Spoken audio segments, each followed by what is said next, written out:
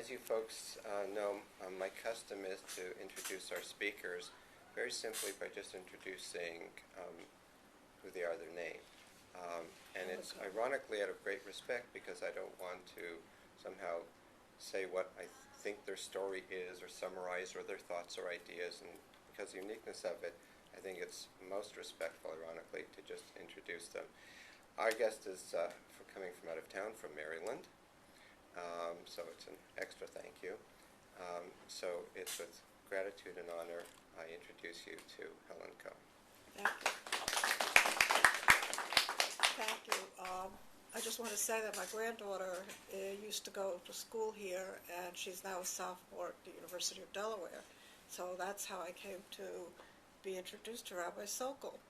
Aaron Paulus, by the way. And I'm going to start out by telling you a little bit about my family before World War II so that you will understand some of the stories that I will tell you.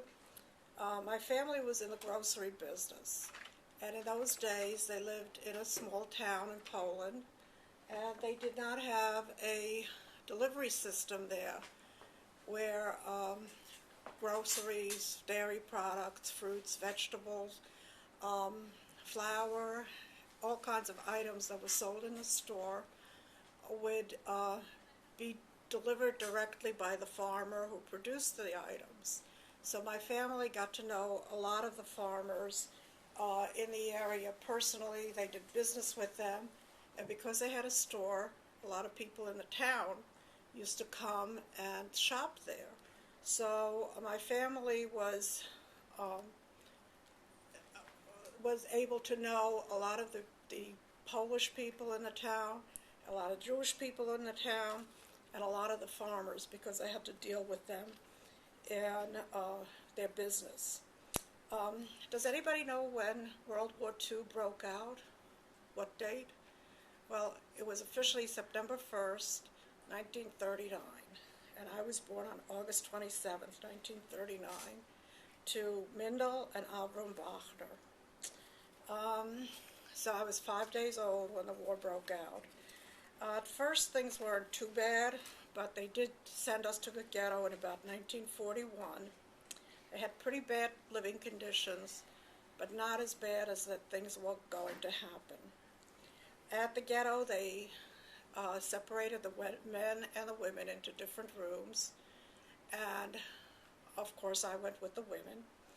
And the men used to usually go to hard labor. I had an uncle, my Uncle Harry, who was assigned, or somehow he finagled, to work in a print shop. And he learned enough in the print shop to be able to forge documents for us stating that we were Christians. So after a while, Harry learned that we were going to be deported to concentration camps. And he was able to forge documents for us to pass as Christians, and we took our armbands off, which identified us Jews. And if we were caught and we were found out that we were Jewish, we would immediately be shot or taken off to a concentration camp. So with these forged papers, we escaped in small groups. It was snowing when we left, and my mother and I and my grandmother made up one small group.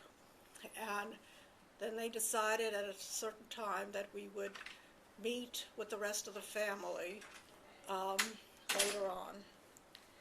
So some people wanted to leave me behind because I imposed a big danger to everybody. Because I would cry or make any kind of noise, the Germans would be able to find us, or other Poles that were anti-Semitic would be able to find us and tell the Germans where we were hiding. So one aunt and uncle left the group because they didn't want to stay with all of us and with Uncle Harry. And they were caught very quickly and shot. So my grandmother, my mother, and I would walk in the snow, and when when we were thirsty, we would eat the snow.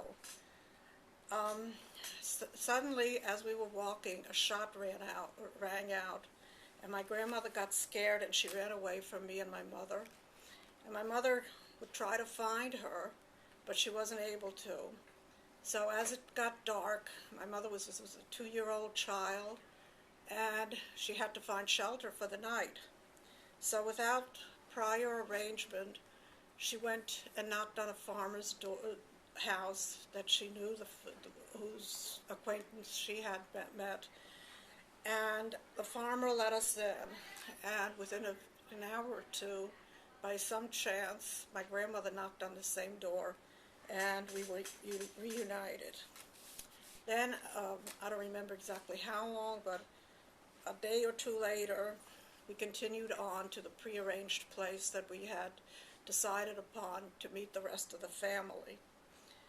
And at that point, we regrouped, and my father, my mother, and I made up one group, and we were at this farmer's house in a small room off the barn.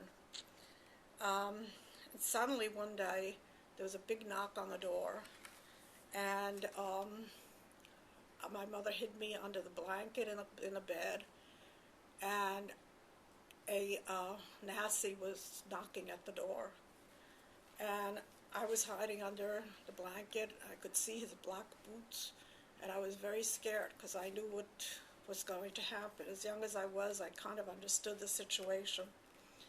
And my mother went up to him and said, "We are an innocent people, and we want to live. Could you please leave us?"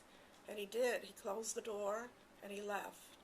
And the significant part of this is that only one soldier came to knock on the door. Had there been 2 soldiers, we would have either been shot right there or deported to concentration camps, because if there were 2, there would be a witness, and whoever was head of that group would have had to do what he had to do because it was his orders to do so. So then we had to look for a more secure place in which to hide. And we had to choose somebody with certain qualities. First thing that they had to have is kindness and not be anti-Semitic. And also, they had to be pretty poor because we would be paying them. And I don't think anybody would have done this for free, but these people whose farmer hit us was pretty poor. And we gave him things and money and stuff like that. And let me back up the story a little bit. Before the war, my family took a lot of things, and first they buried some gold and silver jewelry, things like that, in their backyard, hoping to get it after the war. And we never got that. But on top of that, they put valuables into their friends' houses, into their Polish friends' houses before they went to the ghetto. And they put linens in people's dishes, pots and pans, and small furniture. And during the war, this is what they would get in order to get food for us to live on. So anyway, they found a farmer, and they dug a bunker. The men dug a bunker in the farmer's barn. The men had to work at night because it was too dangerous to work during the day, and they carried out the dirt by pails, and then they couldn't dump it. They had to put it into the forest and carry all of the pails of dirt into the forest and scatter them, because if there was one big pile of dirt, somebody would get suspicious that something was going on. So it was very, very difficult. And I will show you, I'll draw you a rough diagram of what this was like. Let's say this is a barn, and this is the floor of the barn. There was a hole here,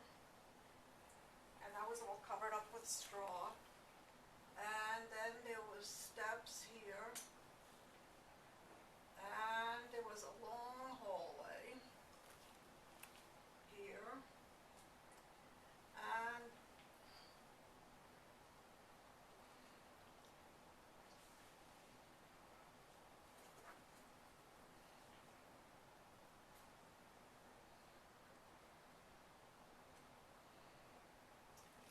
okay.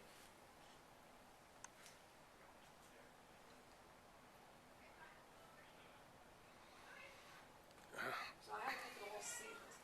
This is where I slept. It was the size of a single bed. My mother, my grandmother, and I shared that bed. 3 of us.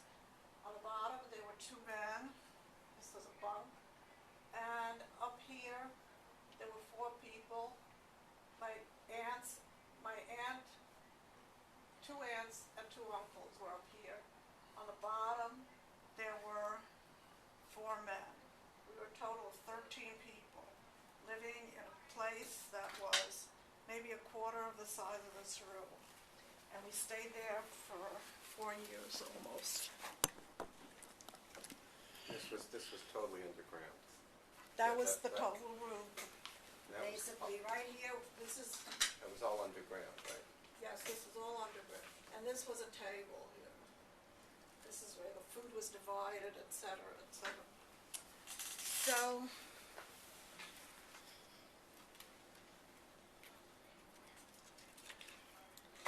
okay.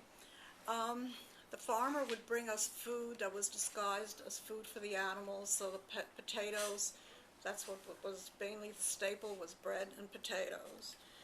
And he brought the potatoes down with their skins so that if anybody was around, he could say that that was food for his animals. My mother, we were always hungry, never enough food. And my mother used to save some bread for me because she wanted me to have it when I got hungrier. But food was so scarce that the men that slept under this bed, on the lower level of this bed, and the food would be here in a bag. They would steal it oftentimes, which I guess you'd think it's a pretty mean thing to do, but they were starving. And if somebody's starving, they're pretty desperate. The men used to go out at night to get some of the things that we had hidden that I told you before the war, and they would bring it to different farmers' houses. They would bring the items to different farmers' houses for bread and or other food. Usually we had absolutely no meat, basically no vegetables, and mainly they traded for bread. On one of these expeditions, my father went on, and he was tricked into staying. The farmer stayed with him, and his wife went to get the SS, and they found him, and they shot him. And that's what we found out after the war. We didn't know what had happened to him. He sort of disappeared. Due to the lack of nutrition, I developed a goiter. My throat was out here. And the farmer's wife concocted some kind of a salve, and it worked. One time we had poisonous snakes in the bunker, and the men killed the snakes with shovels. And another time we had a fire in the bunker, and the mattresses were all made out of straw, so the fire would have traveled very quickly. We eventually we couldn't escape to get outside, because if anybody found us, that would be the end of that. So we had to stay inside, and the fire was put out. However, my mother was, of course, very frightened, and she wanted to protect me, and she stepped into the fire and burned her toes and her feet. And again, somehow or another, no infection set in, and they healed. At the end of the war, when I was 6 years old, I had to learn how to walk all over again. Then my parents went to try to dig up some of the silver and gold and jewelry that they had buried in the yard, but none of it was there. I don't know if, I guess somebody must have found it and taken it. And I don't know whether it was the Poles or the Nazis. They also went back to the Polish people's houses to see if they could get their items back, because we had nothing.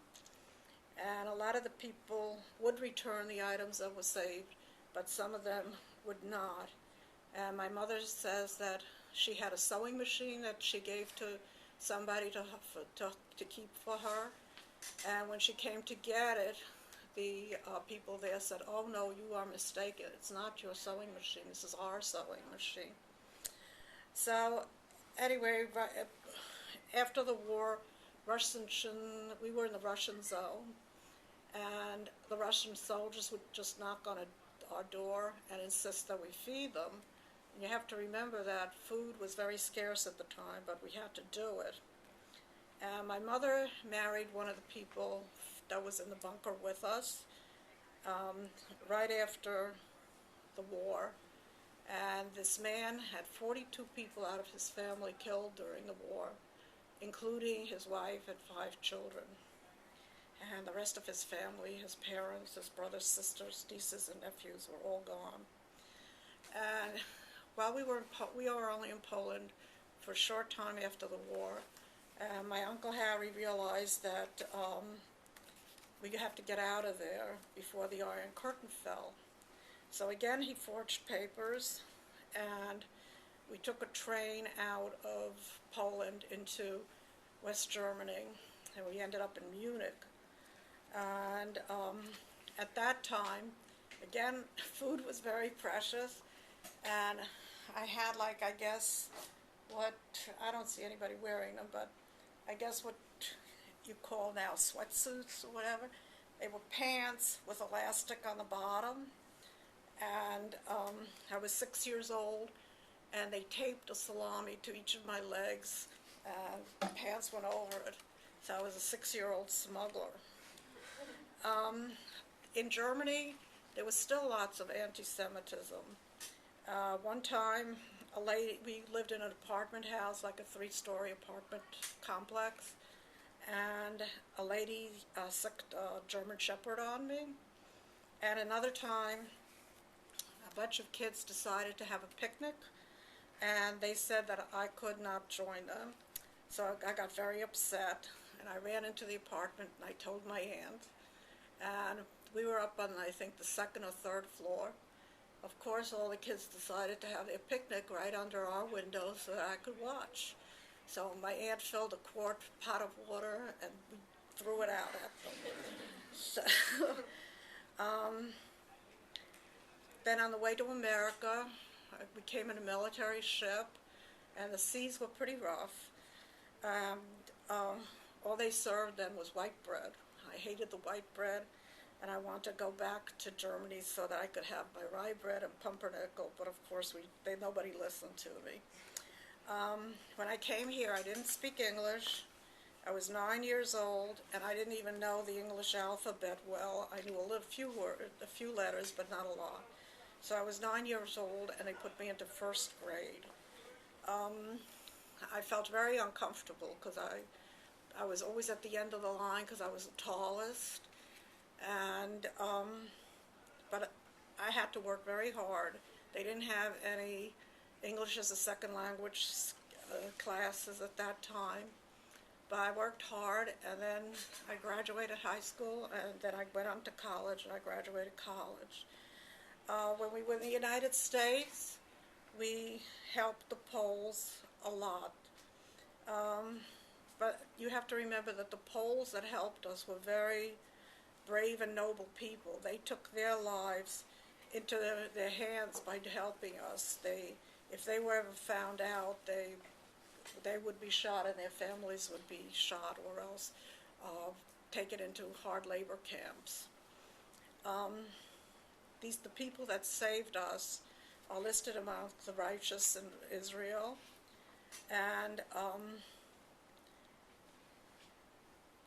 during the war, we did pay them, but they still took tremendous chances by helping the Jews.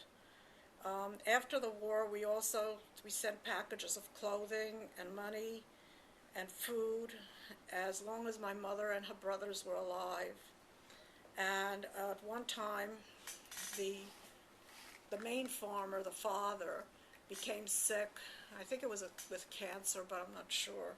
So my family procured some medicines and shots and sent them to Poland.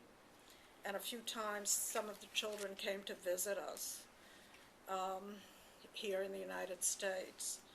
I think in the 1980s, I went to see Anne Frank's house. We happened to be in Amsterdam, so I went to see her house, her hiding place in the attic. I'm sure a lot of you have read her diary. And her hiding place was luxurious compared to what we were in. But the ironic thing is that I'm here to tell the tale, and unfortunately she's not. So I'm going to open this up to questions. This is the end of the story. Is there anybody that wants to ask me anything? I'll be happy to explain it. When you moved to the United States, what state did you live in? I'm sorry, you'll have to repeat that a little louder. When you moved to the United States, what state did you live in? New Jersey, Jersey City, New Jersey. And I went to a yeshiva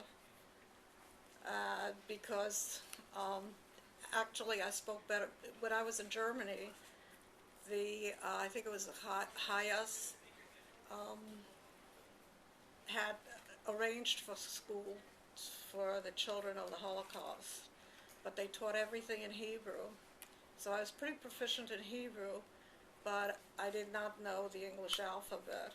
So my parents sent me to a yeshiva where they thought that I could communicate with the other kids by speaking Hebrew to them. But I just absolutely had to learn English because the kids at the yeshiva only spoke the biblical Hebrew, and whatever I spoke to them, they did not understand. Anybody else have any questions? Yeah? When you lived in Poland after the war, was your house empty, your old house? Did you live there, or where did you live? Well, actually, my parents' house was bombed during the war, so we couldn't live there. But my grandmother's house, which was not too far away, was still standing. So we moved in there. But I don't remember how long we stayed there. I think it was only a few months when my Uncle Harry got wind that we better get out of there, because once the Russians really took over, there would be no getting out.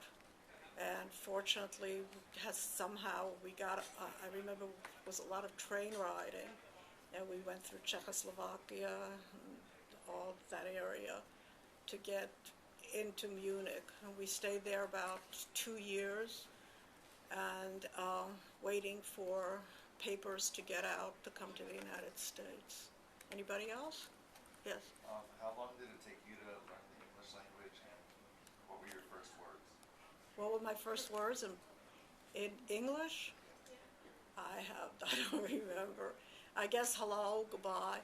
And I do remember, this is kind of funny, I was in high school already, and I didn't know a lot of the English idioms, and I was walking around in high school, and somebody said, "Come on, shake a leg." And at that time, we wore these little tiny shoes that just fit around your toes. So I started shaking my leg, and my shoe fell off and went flying through the hallways. So I had no idea what shake a leg meant. Yes. Why'd you move to Maryland after New Jersey? What did you say? Why did you move to Maryland after New Jersey? Oh, because I got married, and my husband got a job here. First we lived in Long Island, and then he got a job down in Maryland, in Baltimore, so we moved to Baltimore. Anybody else? So you lived in that bunker for 4 years? Is that Well, correct? Or- actually, I tried to keep the story simple, but actually there were 2 bunkers. We stayed in one bunker, and somehow or another the Nazis learned that we were in that bunker, and we got word that they were coming to get us.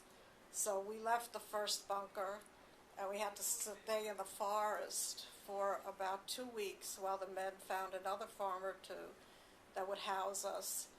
And we camped out, but we didn't have any camping equipment.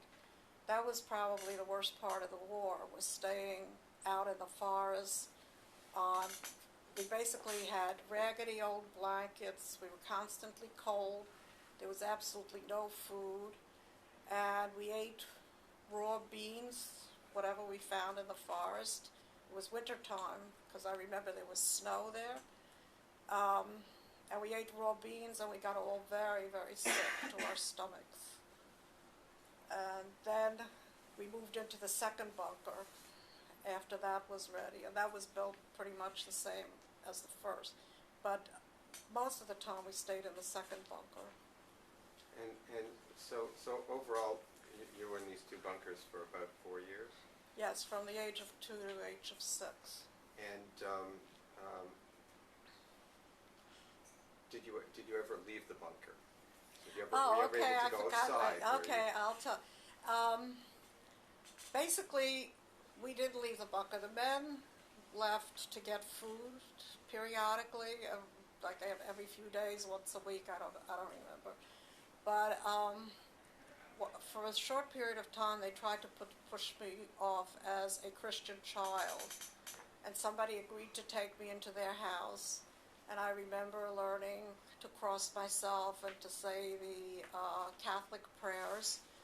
But I missed my family a lot, so I was only out for about a week or 2, or maybe 3, not a long period of time. So they had to bring me back, because they were afraid that I was going, that if anybody came to the house, that I would talk and spill the beans, basically. So except for that time when you tended to a little Christian girl, when you were in those bunkers, did you ever go outside? Did you ever see the light of day? Basically not. Basically, it was completely dark there. There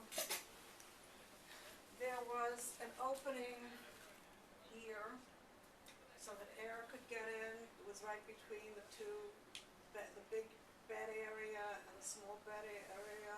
There was a crack that they opened there so that it was, I guess, pretty narrow, maybe this big, and that's where the snakes got in.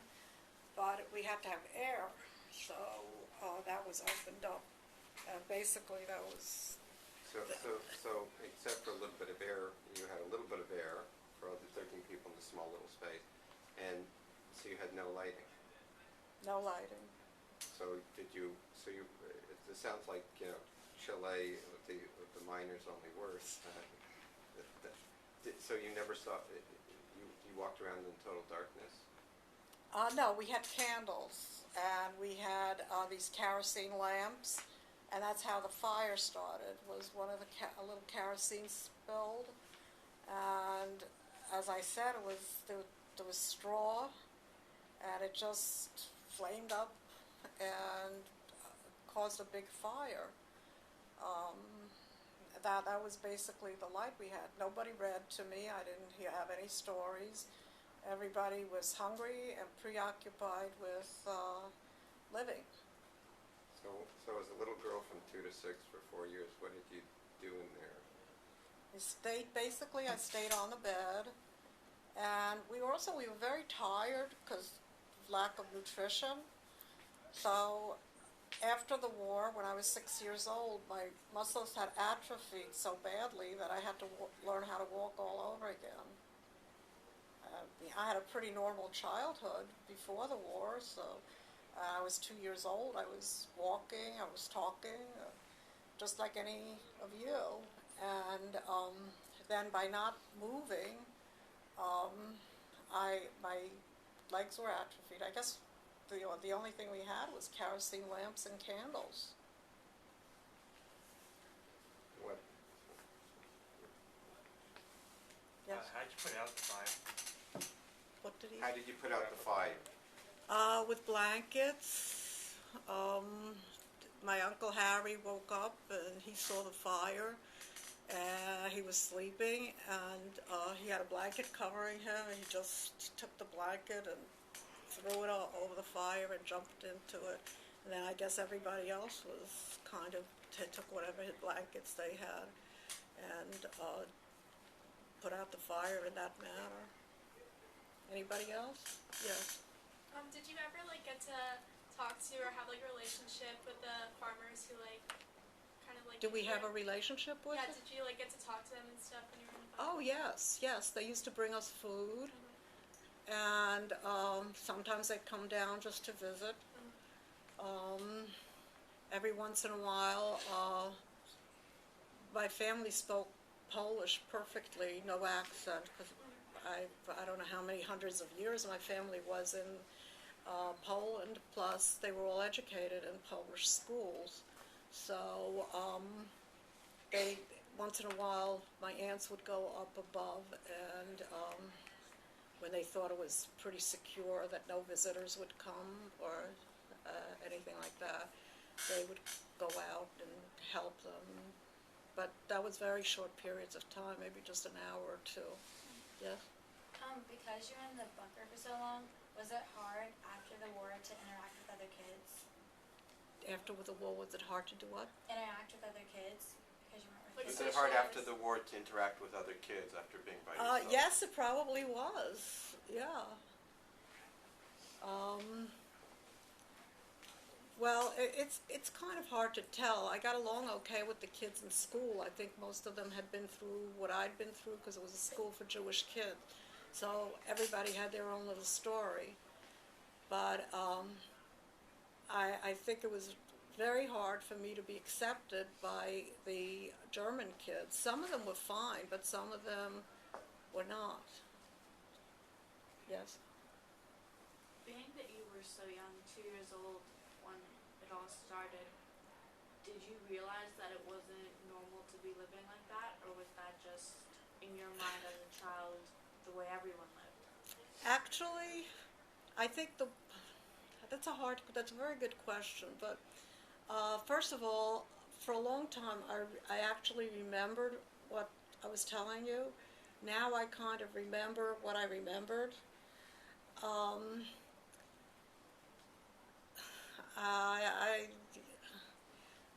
I think the war was not as hard on me as it was on people that were older than me, like my mother, my aunts, and my uncles.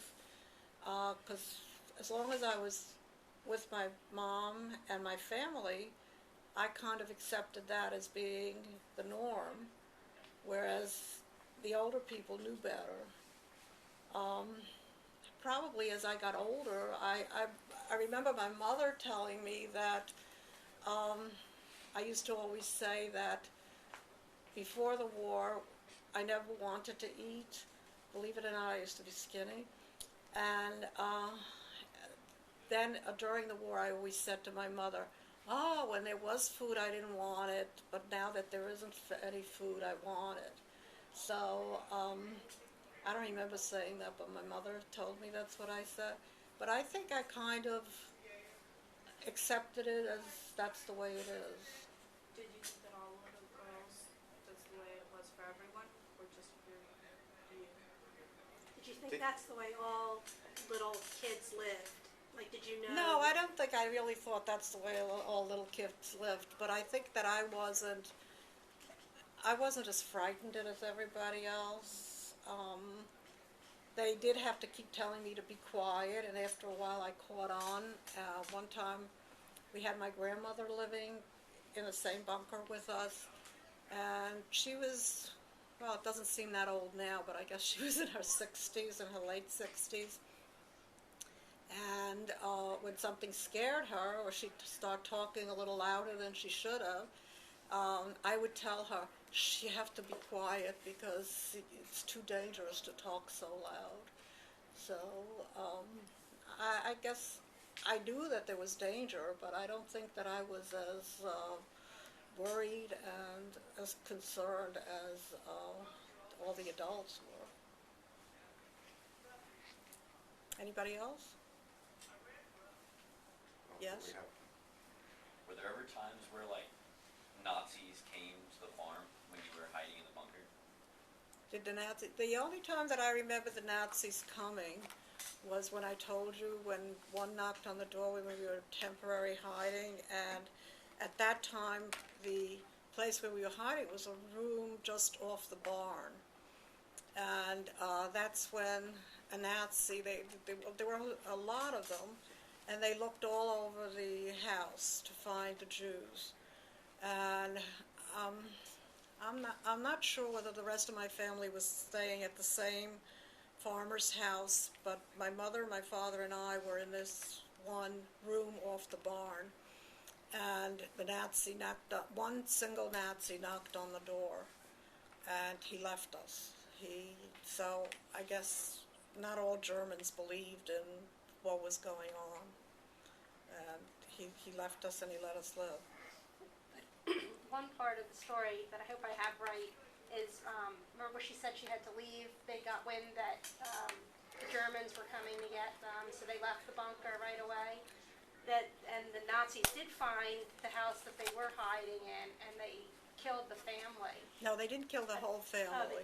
They took the younger people into labor camps, and they did kill the older people. The Nazis shot them. So it was a very, very dangerous situation for whoever was hiding us.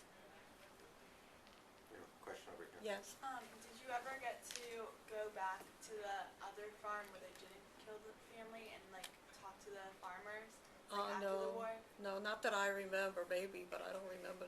I'm saying, did you ever go back to Poland after the war or to that No, farm? I've had no desire to go back. I know a lot of people have. My cousin has, but my cousin didn't go through the war. And I think one of my uncles have. But I have no desire to go back to Poland whatsoever. Didn't the son, the priest, come to visit? Well, it wasn't just the priest. The farmer had, I think, 2 sons and a daughter. And one of the farmer's sons became a priest. And basically, he would have not been able to had they not had the money that we sent over to Europe. So he went into the priesthood, and he came to the United States for a visit. And I think he stayed at my aunt and uncle's house for a while. Plus, being a priest, he also had some places to live. In Jersey City, there were a lot of Polish people, and he was very much welcomed by them. And he stayed with my family part of the time, and he stayed with the other priests in their church or the people from the church a lot of the time too. Any other questions? Yes. What was your, if you can remember, what was your emotional state or feelings or thoughts or feelings when you were in the bunker and also a little bit before the bunker? Do you remember what types of feelings, how you were absorbing all what was going on? Do you remember? I really don't remember. I think as far as I know, I accepted the whole thing as fairly that's the way life was. I didn't have a lot of contact with other kids during the bunker. I didn't have any contact at all. Would you sit in fear or? Yes, there was a lot of fear, especially.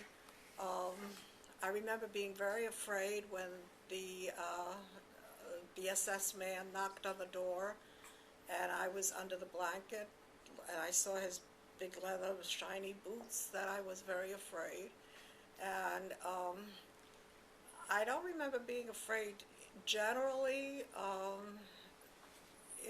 I guess my family realized a lot more the danger we were in than I did.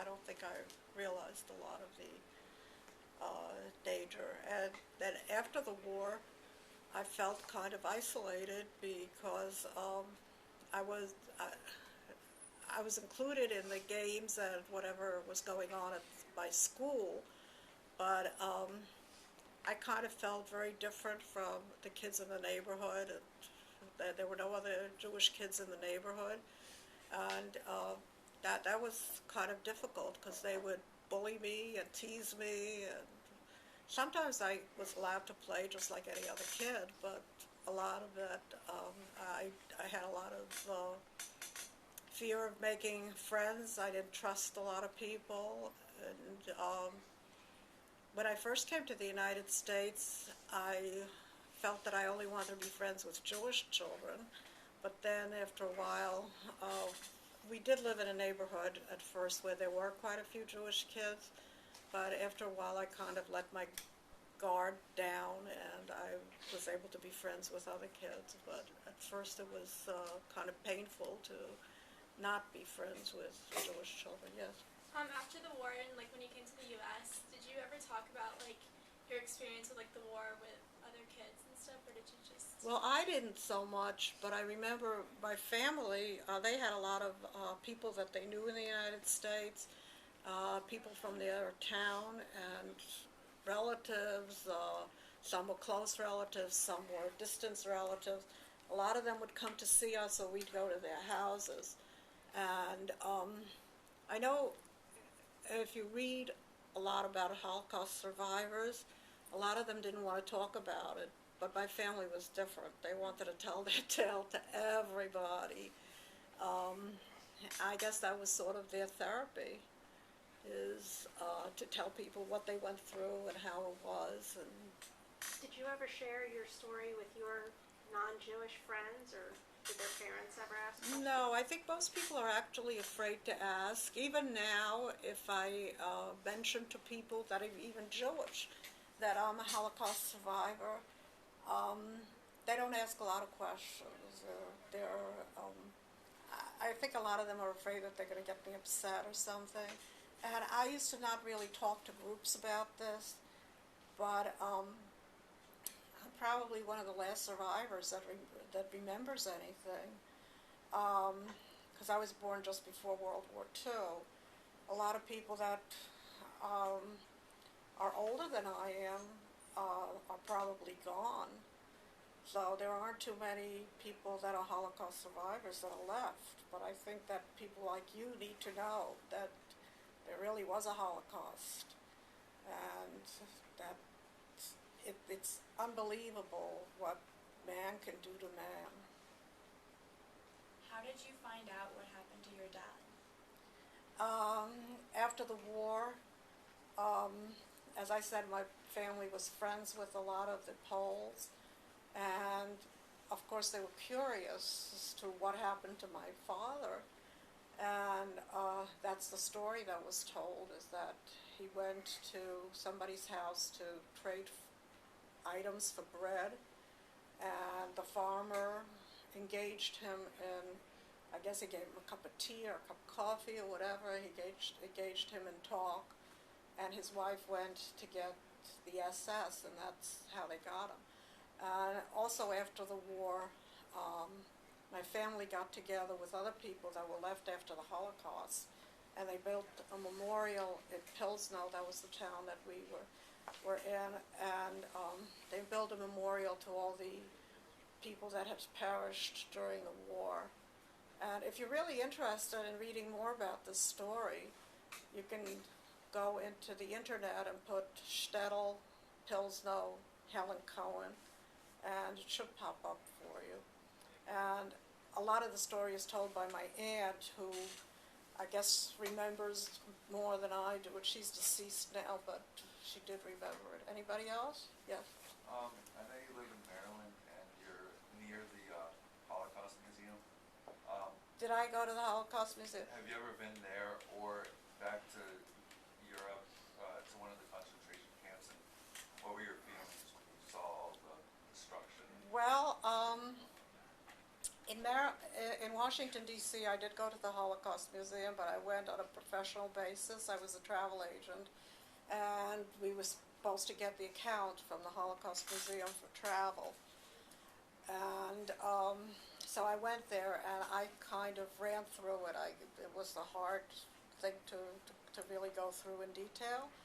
And then we were in Israel one time, my husband and I, and we went through the Yad Vashem there, and again, I went very quickly through it, but I didn't linger and read everything. It just brings back too many memories, although I never saw anybody being tortured or really hurt. It's still incomprehensible to me how people could do what they did to other people. So, In Jerusalem, we did go to Yad Vashem. Right. I don't even remember. The museum that honors the righteous. yes, yeah, our family, the people that hit us are listed among the righteous in in that museum. Mm-hmm. Yes. Though you gave the Polish families money or money's worth. Well, it was goods more Right, than right, money. Mm-hmm. money's worth thing. For helping you, do you think they would have helped you if you didn't provide them with No. some financial? No, I mean, it's still speculation, but I don't think they would have done it just to be altruistic. I think it was a combination of them. They were definitely kind people, and they were not as, there was a lot of anti-Semitism in Poland. I don't think they were among the people that were anti-Semitic. But I think that one of the reasons that they were chosen to be approached for hiding us was because they were very poor people, and whatever we helped them with was a big deal to them. Somebody that was well-to-do didn't need our used linens and used clothing and stuff like that. And also, they had to be very careful during the war as to how they lived, because if they showed a great deal of being better off than they were before, one of the other farmers could have said something to the Nazis and gotten him and us into trouble. If he had anybody that didn't like him or didn't like Jews, everything had to be very secretive. If after the war, I assume you didn't really have anything, how did you get apartment in Germany and support yourself for a I while? think there was a lot of help from the HIAS at that point, which was organized by the United States. There was the Jewish National Fund, the HIAS. They helped the Jews after the war a lot. And first of all, the housing was very scarce because there was a lot of bombing and a lot of housing was destroyed.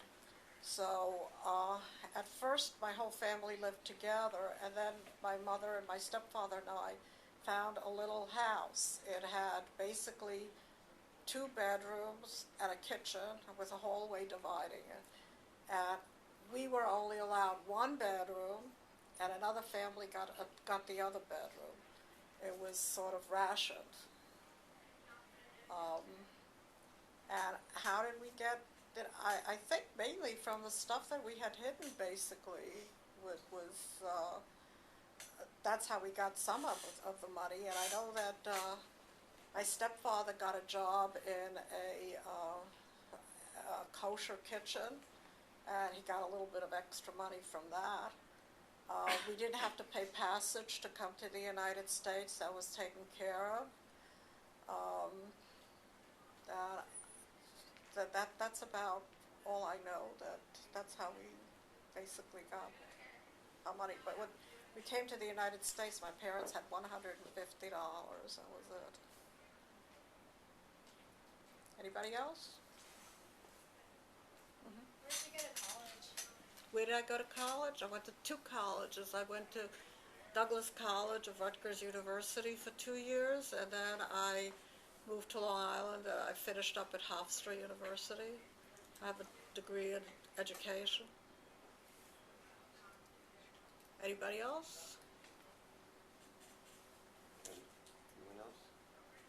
I'd like to ask one last question. Sure. Sure.